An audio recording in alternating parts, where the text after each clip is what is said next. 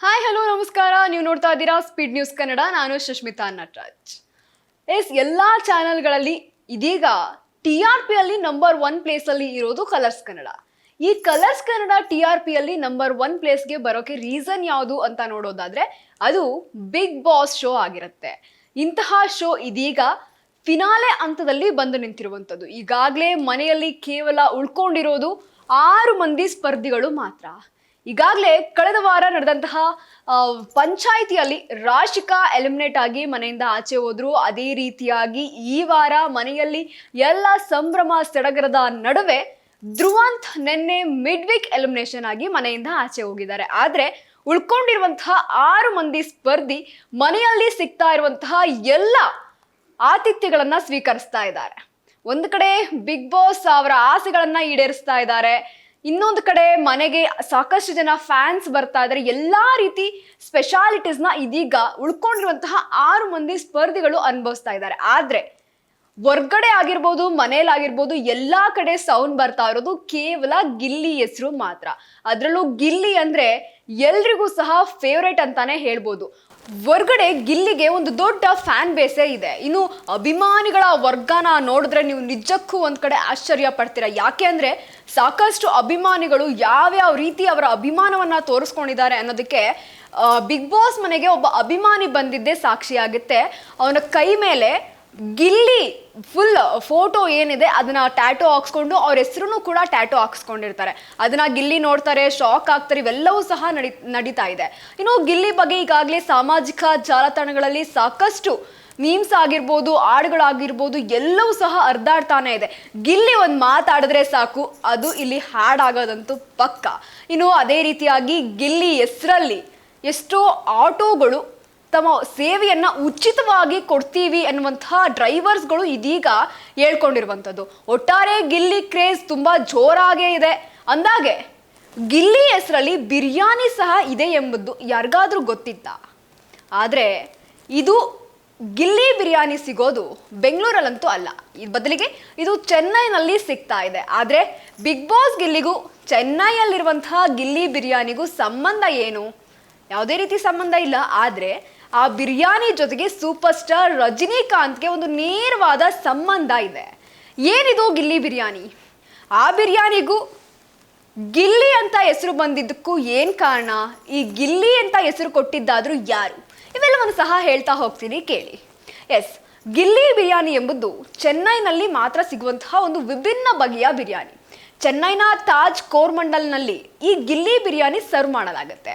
ಇತರೆ ಬಿರಿಯಾನಿ ರೀತಿ ಈ ಬಿರಿಯಾನಿ ತುಂಬಾ ಉದುರುದುರಾಗಿ ಅಥವಾ ಡ್ರೈ ಆಗಿ ಇರೋದಿಲ್ಲ. ಬದಲಿಗೆ ಸೇಮ್ ಡೇಟ್ ಬಿಸಿಬೇಳೆ ಬಾತ್ ರೀತಿ ಇರುತ್ತೆ. ಆದ್ರೆ ಬಿರಿಯಾನಿ ರೀತಿಯ ರುಚಿಯನ್ನೇ ಕೊಡುತ್ತೆ. ಇನ್ನು ತಾಜ್ ಕೋರ್ಮಂಡಲ್ನಲ್ಲಿ ಈ ಬಿರಿಯಾನಿಯನ್ನ 1990ರ ದಶಕದಲ್ಲಿ ಮೊದಲ ಬಾರಿಗೆ ಸ್ಟಾರ್ಟ್ ಮಾಡ್ತಾರೆ. ಈ ಅನ್ವೇಷಣೆಗೆ ಕಾರಣ ಆಗಿದ್ದು ಮಾತ್ರ ಸೂಪರ್ ಸ್ಟಾರ್ ರಜನಿಕಾಂತ್ ಅವರು.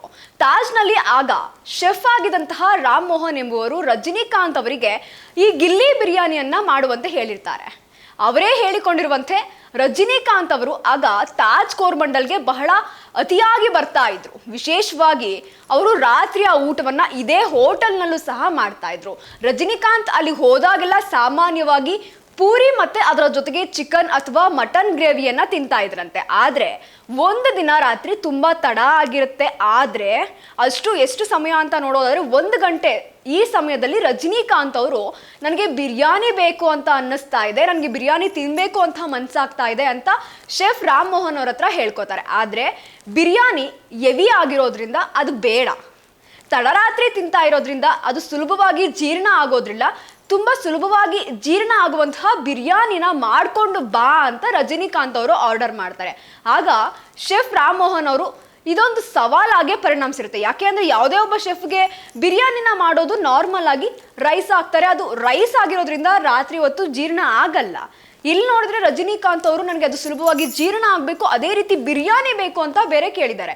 ಯಾವುದೇ ಶೆಫ್ ಆದ್ರೂ ಇದು ಒಂದು ಸವಾಲ್ ಆಗ್ಬಿಡತ್ತೆ. ಇನ್ನು ಬಿರಿಯಾನಿ ಉದ್ರುದ್ರಾಗಿರೋದ್ರಿಂದ ಅದು ಸುಲಭವಾಗಂತೂ ಜೀರ್ಣ ಆಗೋದಿಲ್ಲ.